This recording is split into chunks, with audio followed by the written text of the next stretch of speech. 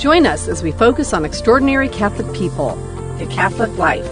Zoom in on unique Catholic places, the Catholic experience, and take a snapshot of local Catholic events. Catholic happenings. The Living Bread Radio Network presents Catholic Close-Up. Catholic Close-Up with Michael Roberts. We'll introduce you to people, places, and events that are shaping our Catholic culture today. And now, here's Michael Roberts with today's edition of Catholic Close-Up. Hello and welcome to our brand new program. We've got a great interview today with Dr. Jeannie DeFazio from Walsh University and Msgr. Lou Gaetano from Christ the Servant Parish. They're with us today to talk about the Christ the Servant Teaching Corps program. It all starts now on Catholic Close-Up.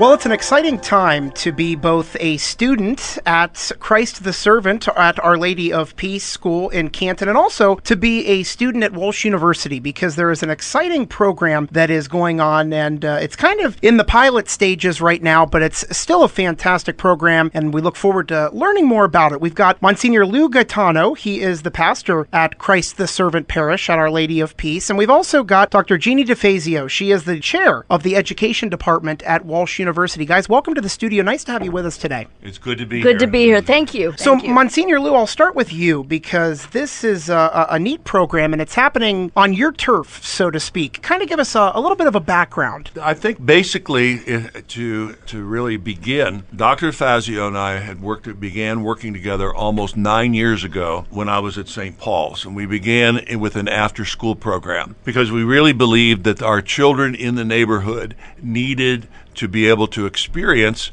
not only the ability, the opportunity, but also the access to additional education, socialization, et cetera, et cetera.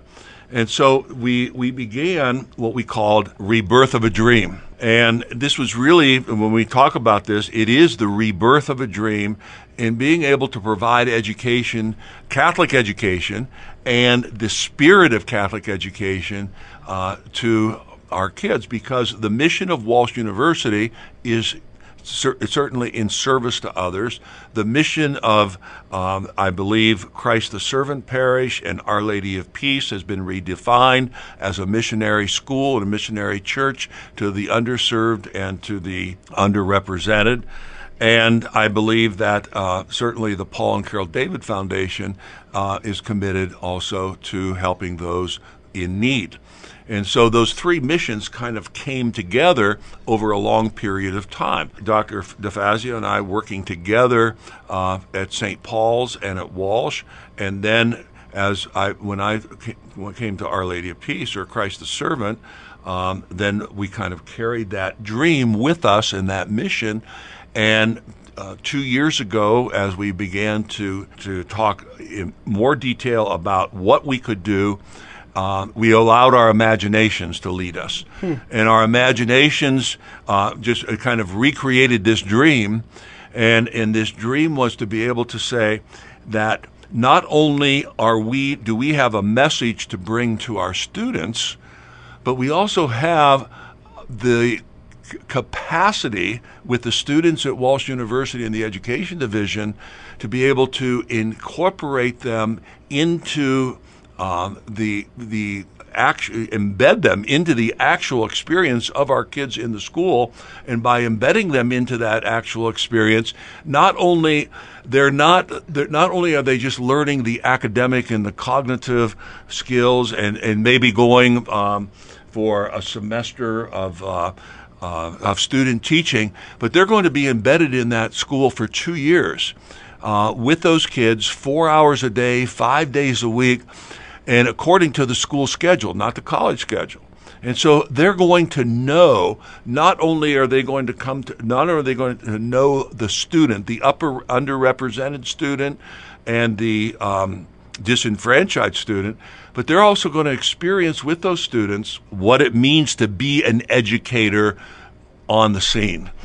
and what it means to be a co-teacher with another teacher, working together and working with a cohort of teachers, expanding their ability and their capacity to be the best teachers possible. And so that when they walk out of this program and they walk into a school, whether they walk into Our Lady of Peace, whether they walk into St. Peter's, whether they would walk into Regina Coeli, whether they would walk into a school in downtown Pittsburgh and up in the Hill District, they would not be walking in with like deer caught in the headlights. Yeah. They would have that on-hands experience.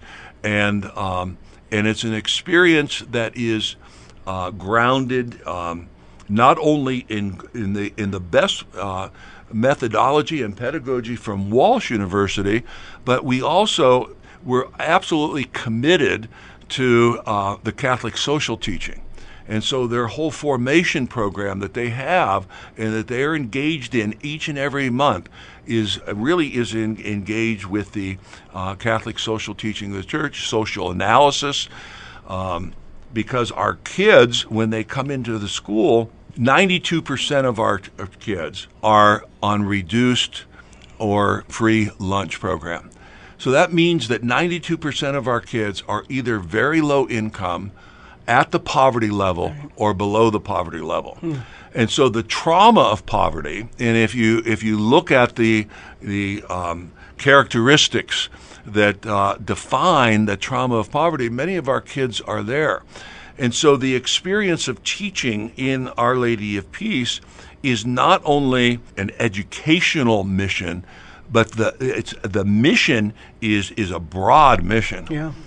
And that mission really is a mission toward the whole child. Right. Dr. DeFazio, from your perspective, being an educator and, of course, helping to form the future teachers, this is valuable experience, and this is a valuable experience that really you're not capable of giving in the classroom, which kind of makes this a little bit more special. Exactly. I mean, this is really, it fits, it just fits so beautifully with the mission of Walsh, the mission of our education programs. And we've always tried to do some of this in the traditional way at all the Catholic schools, at the public schools, because we have, many students, sometimes 200 or 300 students at a time that need to have field experience, service learning. So they've gotten bits and pieces of it. And we have a social justice, it's a goal, an objective in our curriculum in education.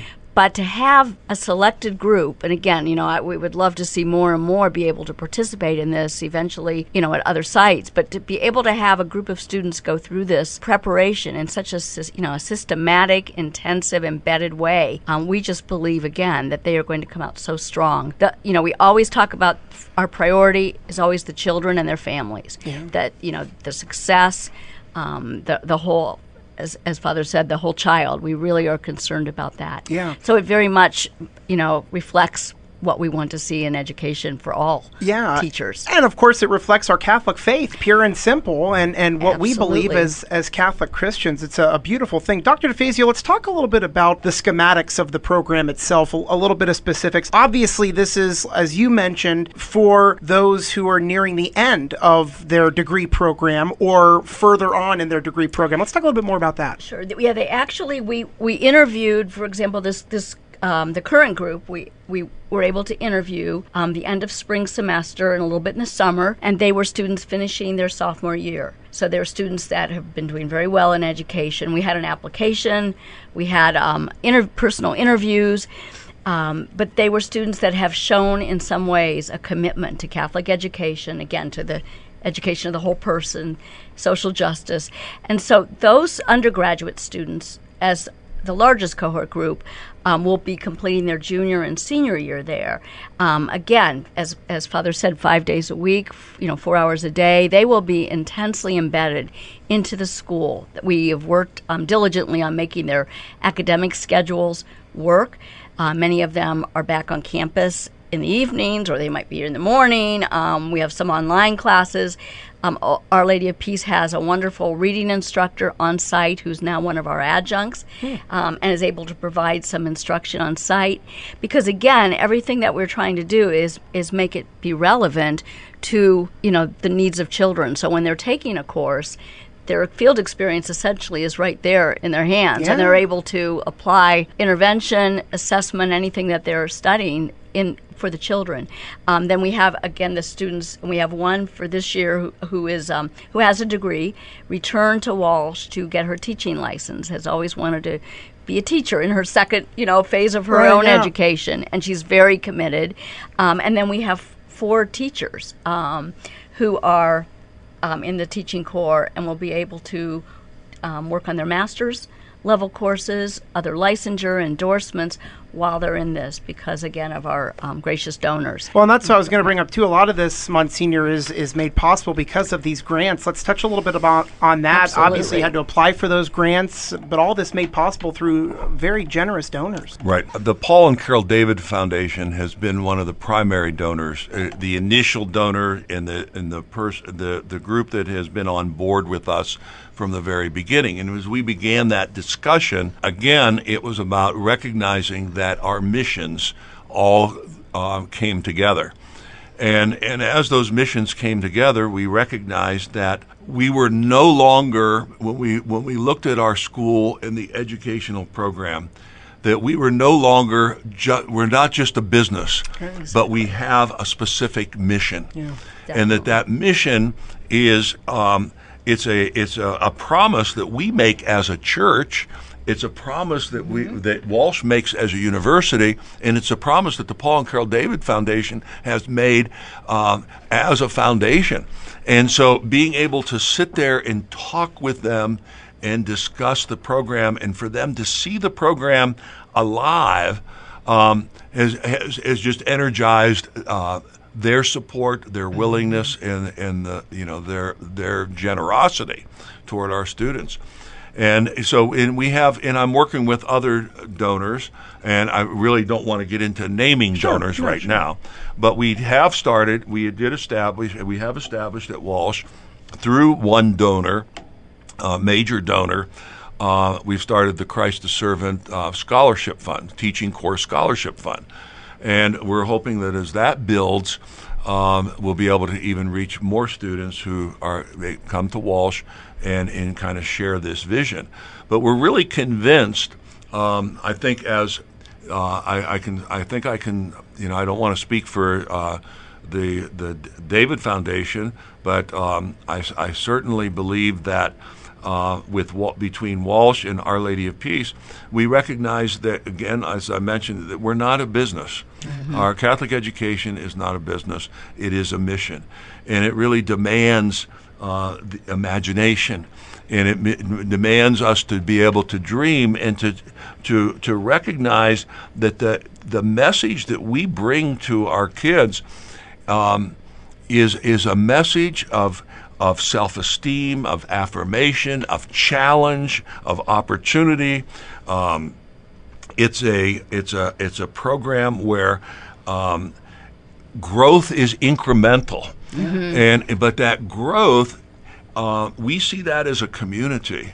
And so we see it not only with our students, but also with our teachers. I see it with myself as a priest. I think Dr. DeFazio sees that. Absolutely. And that incremental growth, it redefines who we are and how we engage in this mission. That we're not a factory just putting out kids. Right, yeah. Okay? We're really a school of evangelization. And we're bringing the gospel message, but we're also bringing the message that enables the whole child to experience the motivation that's necessary to succeed. Yeah. The hope that is within their hearts and within their lives, and we present that, and that hope becomes something real to them. Right. Not just a conceptual idea.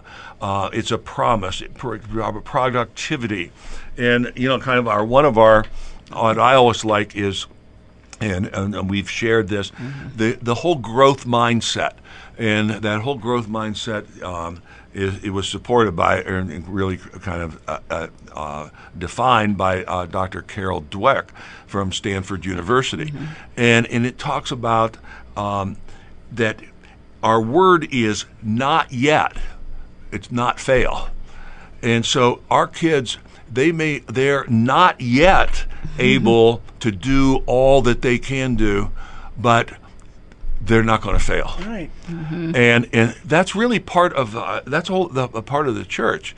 The already and the not yet. Yeah. We realize that we're not yet there, but moving as a community of faith, we're able to move our children, and this teaching core enables us to do that in a way that that not only assures assures the present, but also ensures the future. Yeah.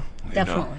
Absolutely. Once again, we're talking with Monsignor Lou Gaetano. He is the pastor at Christ the Servant Parish at Our Lady of Peace. And also, we're talking with Dr. Jeannie DeFazio. She is the chair of the Education Department at Walsh University. And we're talking about Christ the Servant Teaching Corps. It's a fantastic partnership here between Walsh University and Christ the Servant and Our Lady of Peace School to really give such valuable experience to those who are working toward becoming a teacher. And Dr. DeFazio, I want to toss it back over to you, because as I think of it from the college perspective, okay, first of all, your mission as an educator and as a college is to nurture young men and women, prepare them for life, get them ready for their careers as teachers. And so again, I keep going back to this valuable experience, because not only is it doing the work of the church and the work of Jesus Christ himself, as Monsignor has alluded to, but also I look at it from a practical standpoint of what this will look like on a resume.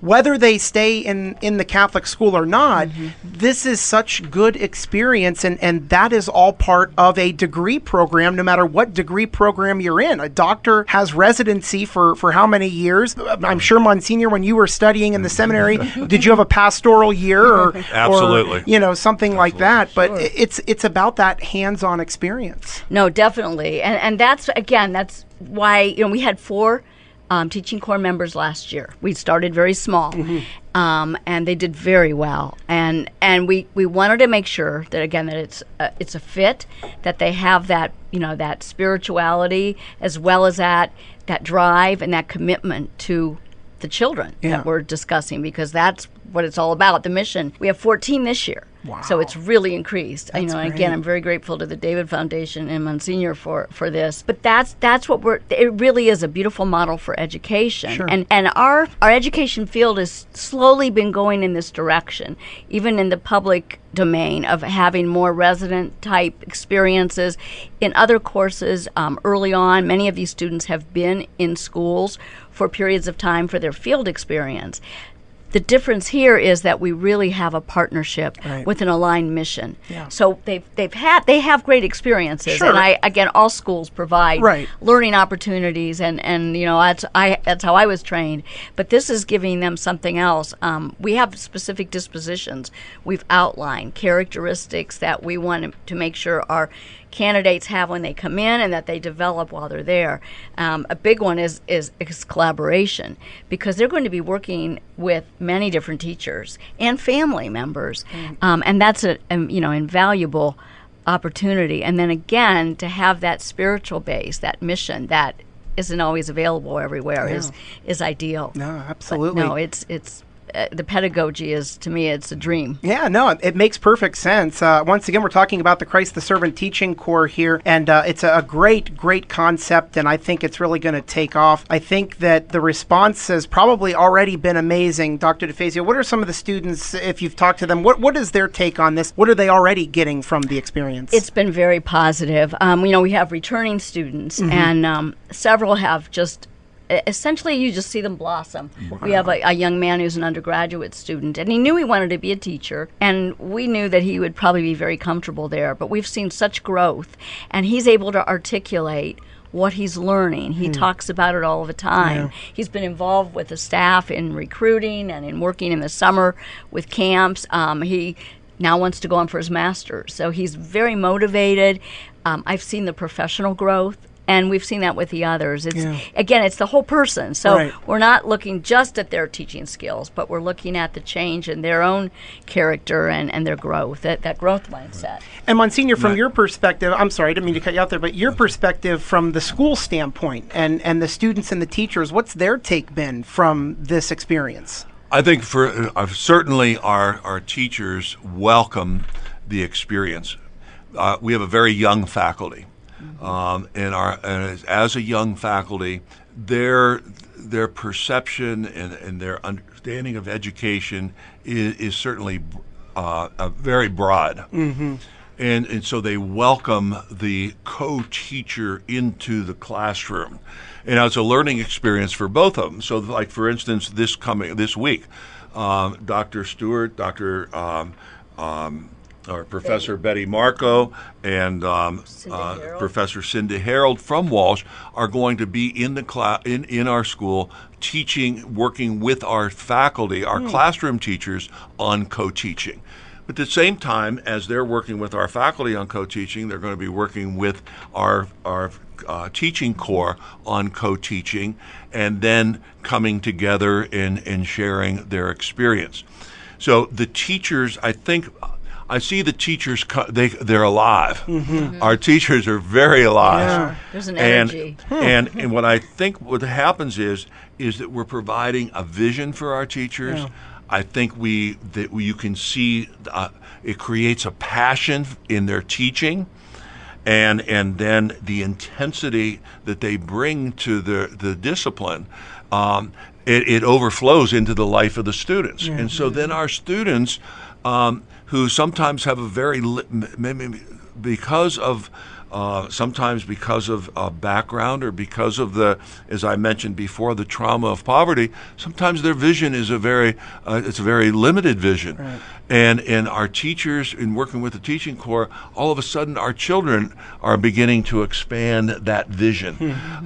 They're beginning to see what it means to live with passion, and they can imagine themselves in other areas of, especially if they come from a very marginalized environment, to be able to see that, to see those possibilities. I think our kids, just as we talked about the collaboration that's necessary with our teachers, our children are learning that they need to collaborate with each other. So, for instance, we have phys ed class, but we also have a planned recess. Every recess is planned and scheduled and created to teach a specific discipline. So it may teach collaboration, it may include a healthy competition, it may teach partnership, it may teach sharing, all different ways. So they're learning, again, it's directed toward the whole child. And so every word and every action speaks a message, and that message is I really honestly believe it's the message of the gospel. Sure. And it's what we should be doing in education, in terms of Catholic education. And I didn't mention earlier, and we've alluded to it, but part of the co-teaching model allows for what we call differentiation. When you have students at different learning levels, there may be a child who's below grade level in reading. Sure. There are many children who are way above, but it allows teachers to work in groups. Many of us were educated where we sat and the teachers taught the same thing to the whole class. That's right. That's how I was educated. Yeah. You could walk into a classroom and see groups going on. Right. So our co-teachers provide that ability to differentiate, have group work, come back together and share. And that's very, again, with pedagogy, that's very rich, and that's part of social justice. Yeah, right. You're meeting the needs of every child. Well, I'll tell you what, this has been really great, and unfortunately we're just about out of time, but I have a feeling we could be talking about this for a couple of hours. We probably could. It's a great thing. It's an important mission. Once again, it's the Christ the Servant Teaching Corps, and Msgr. Gaetano, Dr. DeFazio, it's been so great to have you with us and to learn more about this program. Really quick, let's give out some information. Dr. DeFazio, I guess I'll toss it to you. If perhaps there's a student out there listening or someone thinking about education that would be interested in this program, how can they get a hold of you? They can contact me through Walsh University. I'm on their website, or they can email me, jdefazio@walsh.edu, or our admissions office. And I would bring them over if they'd like to see the school, and definitely talk to them about the program. Very good. Be happy to. All right. That's going to do it for us here. So, Msgr. Lou, thanks so much. Dr. DeFazio, again, thanks for coming in. Hopefully we'll talk to you again here soon. Thank you very Thank much. you. Okay. Thank We you for really having appreciate us. the time. We do.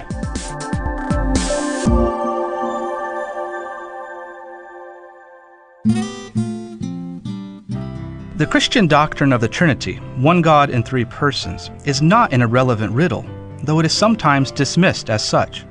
nor is it just another teaching among others within the many pages of the Catechism. Our belief in God's triunity is instead like a pair of spiritual eyeglasses, through which we can see more clearly the teachings on those other pages. Through these spectacles, we see more precisely how God is love, for God himself is an eternal, loving communion of persons. Through these spectacles, our very selves as human persons come into focus. We are intrinsically social, relational creatures only because the triune God has made us like himself. And through these spectacles, we see that our relationship with God is a sharing in his own divine life. When the Father unites us with his Son through the power of their Spirit, we participate by grace in the relationships that define the very being of God. What an astonishing truth! We become members of the family of God by being adopted into the family that is God. The doctrine of the Trinity is indeed, as the Catechism states, the central mystery of the Christian faith and therefore the source of all other mysteries of faith. It is to our spiritual perception what glasses are to feeble eyes, the way to see all things anew.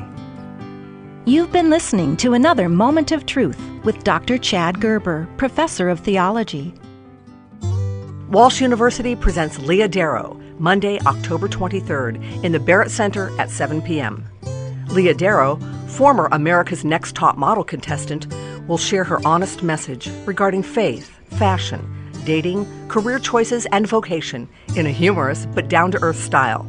There is no cost to attend, so join us on Monday, October 23rd for Leah Darrow in the Barrett Center at Walsh University at 7 p.m.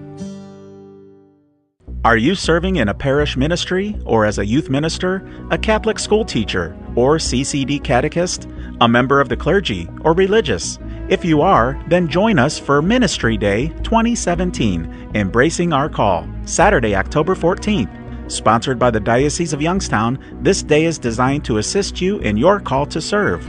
Come to hear our keynote speaker, highly regarded singer-composer Valimar Jansen, as she sets the tone for a very enlivened and productive day focused on missionary discipleship. Select from over 60 educational breakout sessions that will help you more effectively minister to others. Ministry Day 2017 will be held at St. Thomas Aquinas High School on Saturday, October 14th from 8:30 a.m. to 3 p.m. Register now, view the complete schedule, or find out more information online at doy.org and click on Embracing Our Call.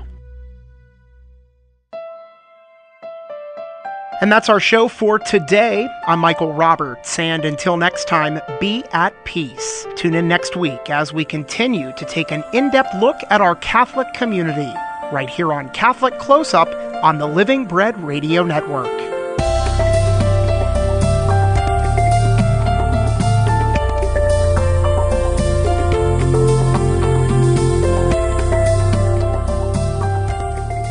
Catholic Close-Up is a production of the Living Bread Radio Network in Canton, Ohio. For an audio archive of today's program, visit livingbreadradio.com, where you can subscribe to the weekly podcast.